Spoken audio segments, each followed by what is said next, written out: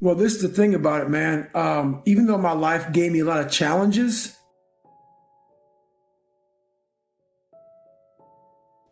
that didn't. So people say, oh, well, how can I become hard if my dad didn't beat me? If I didn't stutter, if I wasn't called names, if I wasn't bullied, if I didn't endure all the things you endured. Yeah, all those things can make you a hard motherfucker or they can make you very soft. You know, I made a choice and those things didn't make me hard. I had to find strength within them. Where I became hard was the discipline the self-discipline. Key word is self. Discipline is great. Self-discipline makes you a master of yourself because no one is helping you. That's where you really start to callous your mind. You callous your mind not through enduring a hard childhood or a hard life. It's enduring the things that make you uncomfortable, which is we all have this list in our head of the things that we want to stay very clear of. Some of us are afraid of heights. Some of us are afraid of getting up early. Some of us are afraid of cold water. Some of us are afraid of going to college. Whatever it may be, we have this list that we are staying very clear of. You need to get that fucking list, put it in front of you, and start making that list the only list you go from. And during this list is how you start to create the calloused mind. You're never going to be able to callous your mind by going to this magical list in the golden tool shed that makes you feel all comfortable and fuzzy inside. There's no callous there. Like I did 4,030 pull-ups in 17 hours to break the Guinness Book of World Records for most pull-ups. In that time period, I did 67,000 pull-ups in 9 months. 67,000 pull-ups in 9 months. What happens to your hands is they become calloused. Calluses protect your hands against that hard, nasty, gritty ass bar that you're gonna touch thousands and thousands of times. You have to do that to your mind. Your mind has to touch hardship. It has to be uncomfortable. It has to be put in a situation where it's forced to grow. If you're never forcing your mind to grow, there's no calluses. Calluses will never start to grow. So it starts there. You know what? That's just kind of the way that life works sometimes. It's Murphy's Law. When things go wrong, they always seem to happen at once and they just compound on top of each other. And it's pretty easy sometimes to feel beaten when you're faced with all those issues and all those problems and they all hit you at the same time. But let me tell you, that doesn't mean give up. In fact, it means the opposite. It means it's time for you to fight harder, to dig in. It means it's time for you to go on the warpath. And that starts with one of the fundamental laws of combat leadership: prioritize and execute. What's the biggest problem? What's causing the most stress? Family? Okay. Sit them down. Explain where you are at. Be blunt. Be upfront. And then give them the simple plan of how you're going to get things back on track. Don't sugarcoat it. You give it to them straight. Next, you got some late payments. Call those creditors up. Explain to them what's going on. Set up some kind of a minimum payment plan so you can start making some progress and get them off your back. And then you got your job, right? You're falling behind at work. Okay, talk to your boss. Face it. Tell him that you're going to step up your game. Tell him you're going to be at work early, you're going to be at work late, you're going to be at work during lunch, you're going to be wherever you need to be whenever he needs you to be there. Tell him you're going to get after it. And tell him that you're 100% committed to supporting him and the company and the mission. And then you get started. And I'm going to tell you right now, it won't be easy. It will be hard because life is hard. That's what life is. And these challenges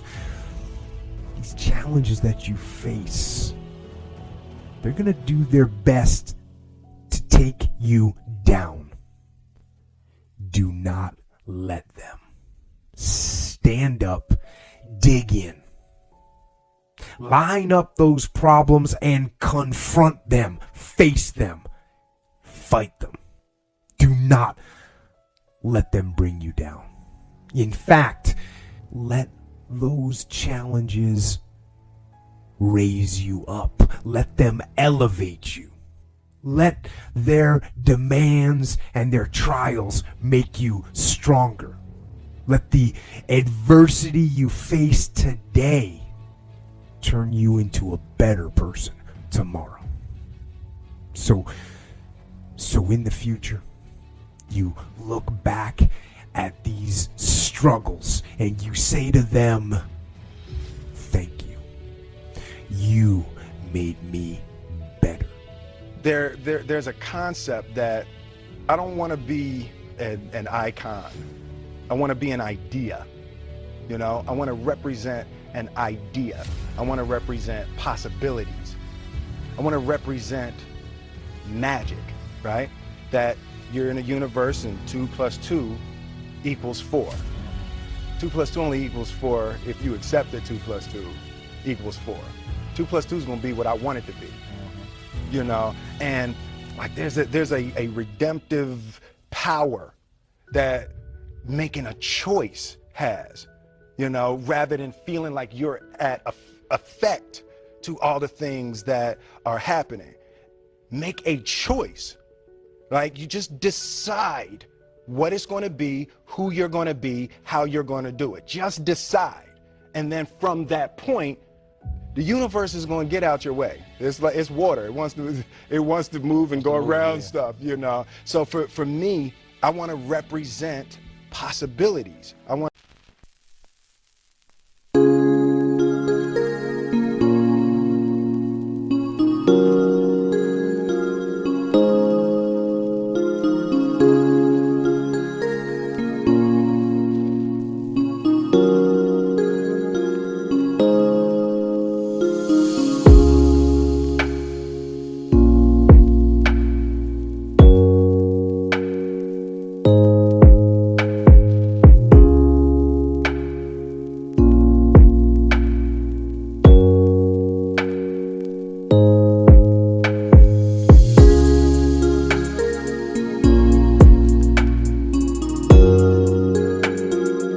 represent the idea that you really can make what you want. One of my favorite books is The Alchemist, Paulo Coelho, and I just believe that. I believe that I can create whatever I want to create if I can put my head on it right, study it, learn the patterns, and you know, it's hard to put into words. It's real metaphysical, esoteric nonsense.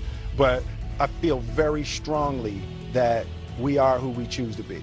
I consider myself an alchemist. An alchemist is basically a mystical chemist, right? And one of the great feats that alchemists used to do is they would take lead, just take a chunk of lead, and they could turn lead into gold.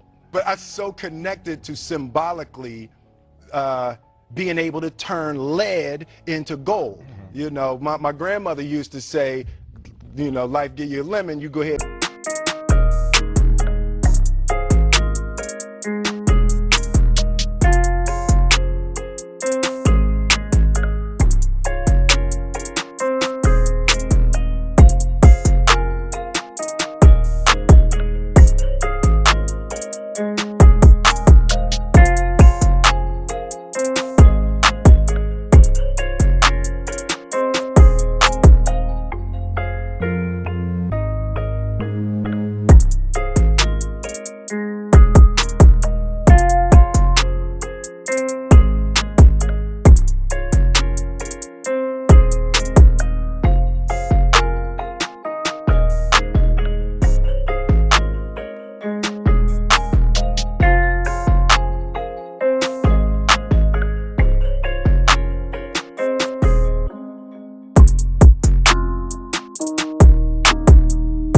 make lemonade. Absolutely. To me, that's alchemy. That's the same concept behind the alchemist. The only thing that I can see, and you can never really look at yourself, the only thing that I see that is distinctly different about me is I'm not afraid to die on a treadmill. I will run. You would not be outworked. I will not be outworked. Right. Period. Yeah. You might have more talent than me. You might be smarter than me. You might be sexier than me. You might be all of those things. You got it on me in 9 categories. But if we get on the treadmill together, right, there's 2 things. You're getting off first, or I'm going to die.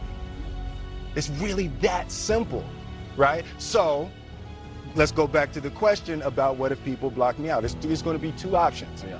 I'm going to get back in, or I'm going to be dead. Yeah. Right? It's like you're